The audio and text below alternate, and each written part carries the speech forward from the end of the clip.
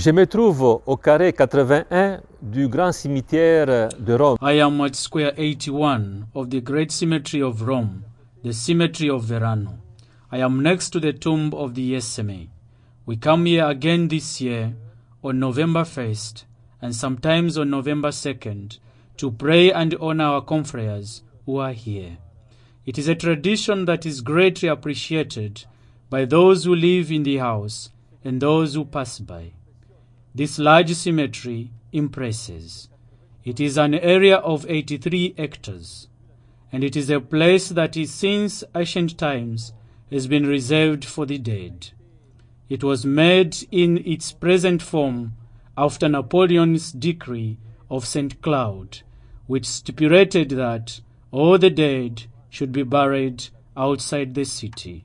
A great architect, Valadier, made this project. Verano is a cemetery which is a kind of open-air museum, a museum where one can find the thoughts and heart of the second half of the 19th and the 20th century. And it is here that the SMA also has a tomb for those who die in Rome or who die while passing through Rome. Rome ou qui meurt en passant par Rome. Le premier nom que nous trouvons ici, c'est le nom du... The first name we find here is the name of Father Louis BOUTRY. His name is on the tomb, but he is not buried here, because he was buried in a mass grave here at the cemetery before this tomb was built. Father BOUTRY was born in Coutances, in France. He was a missionary in Benin. A few years later, he was made delegate of the propagation of faith in Lyon, and for this, he was going around to appeal for mission. He has traveled to several countries: Brazil, Argentina, Chile, Uruguay. But above all, it is in Mexico that he worked more. He was very famous in Mexico. He collected a lot of money there and later returned to France and then to Rome to report of his animation work in South America. He met the Pope and received his blessing. And later on, he had a cardiac arrest and died here in Rome. And it is here, after the tomb was built, that we inscribed his name on the tomb, next to the other confreres who are buried here at Verano. À côté des autres confrères qui sont ici dans le tombeau au Verano. Le premier père qui a réellement été déposé dans ce tombeau, the first father who was actually buried in this tomb is Father Louis GIRE. He was born in 1900 in the Diocese of Reims in France. At the age of 26, he left for Côte d'Ivoire. He stayed there for 16 years. He worked in the stations of Grand Bassin, Thiassale, Abbeville, and Dabo. His health deteriorating, he returned to France. There he taught for a few years in formation houses, and later on he was appointed as a chaplain of the OLA sisters in the house of Marino, not far from Rome, 30 kilometers from Rome. He was a very pious man. While he was praying in front of the grotto in Marino, he got a stroke which led him to death. In his room was found at his bedside an open book on the page reading, "Death is the door open to eternal life." He is buried here, Father Louis GIRE. Sur la vie éternelle, le Père Louis GIRE. Un an après le Père GIRE, 1 year after Father GIRE, in 1956, Father Jacob MUIJSER died here in Rome. He is one of the 3 fathers who are buried here from the province of Holland. Father MUIJSER was a remarkable person. In our SMA history, we devoted a file to him in the 16 files of Passionate for the Mission, prepared a few years ago for significant people in our history. We can define him as the Apostle of Unity. He was born in Rotterdam, the Netherlands. He worked in Egypt. He was a very dedicated and very intelligent man. His passion was to bring the Copt to unity. He has worked a lot with the Catholic Orthodox Church, but also with the Muslims. He spoke Arabic very well, and it was said that even the authorities of the Coptic Church came to him to ask for information on their own traditions. He knew the tradition very well. He was so passionate about the Coptic Orthodox tradition. He was invited to a congress in Vienna here in Europe, and on his return from Vienna, he passed through Rome. And it was here in Rome, at the General House, which at that time was still in Via dei Gracchi, towards the center of Rome, that he died of cancer, and it is from there that he was buried here in this tomb. Ici, dans ce tombeau. 3 ans après, 3 years after Father MUIJSER's funeral, the tomb was used for Father Justin Adrian, also a father who did a lot in Egypt. Father Justin Adrian is from the Diocese of Strasbourg. He was ordained in 1920. He had a doctorate in theology.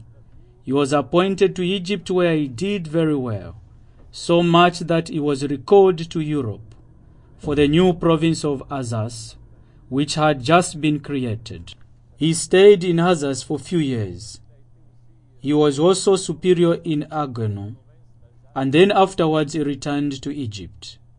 And in Egypt, especially in Shubra, where he stayed for many years, he won the admiration of everyone for his dedication, for his knowledge of the environment, for his adaptability to the population of his very cosmopolitan parish. He even founded 6 different groups of St. Vincent de Paul. His health was not good, so he decided at one point to return to Alsace. It was then, on the day of his embarkation in Alexandria, that he died.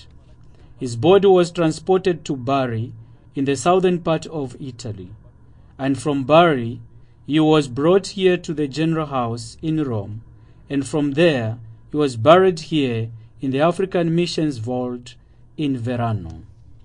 Here is another dedicated confrere who has done a lot for the evangelization and growth of the church in Egypt. voilà un autre confrère très dévoué qui a beaucoup fait pour l'évangélisation et la croissance de l'Église en Égypte.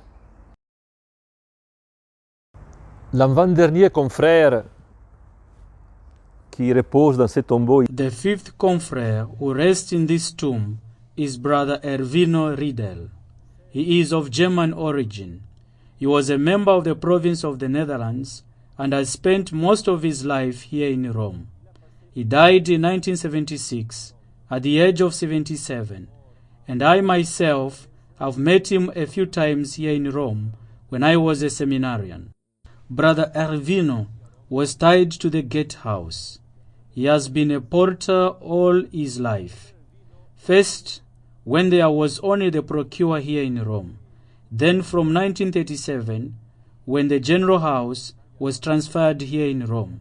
And then also in the present house in Via della Noceta. He has always been a porter, as I said. He was known for his generosity. He knew everything about Rome.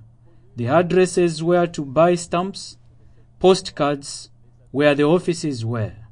Every confrere who came here could find in him a precious help. He was also watching over the house, controlling who was coming in and going out. He slept in what is now the small secretariat. Some of the rooms in the house have been renovated. We gave his name, Brother Erwino, to the small secretariat.